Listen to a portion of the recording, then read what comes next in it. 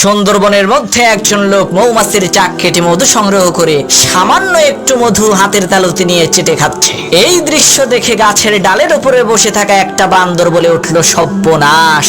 সারাদিন আমরা এই বনের মধ্যে থাকি, এই বন পাহারা দেই, আর এই বনের মধ্যে থাকা মজাদার সুস্বাদু মধু বাহির থেকে মনুষ্য জাতিরা এসে আত্মসাৎ করে নিয়ে যায়। এটা কোনোভাবেই মেনে নেওয়া যায় না। আজ থেকে বনের সমস্ত মৌমাছির চাক থেকে মধু আমরাই সংগ্রহ করব, কোনো মনুষ্য জাতিকে মধু খেতে দেব না। এই বলে সেই বান্দরটি একটি মৌমাছির চাক থেকে মধু সংগ্রহ করার জন্য যেই নাকি চাকের মধ্যে হাত দিয়েছে, সাথে সাথে লক্ষাধিক মৌমাছি একসাথে সেই বান্দরের উপরে ছাপিয়ে পড়ে হুল ফুটালো, যার কারণে বান্দরের শরীর ফুলে মোটা হয়ে গেল। এখন অন্য সব বান্দরেরা তাকে দেখে বলে, আরে ভাই, এই একদিনের মধ্যে তুই এত মোটা হলে কি করে? তখন মৌমাছির কামড় খাওয়া সেই বান্দরটি বলল, ভাই আর বইল না, এটা হচ্ছে আমার মনুষ্য জাতিকে নকল করে মধু খাওয়ার ফসল।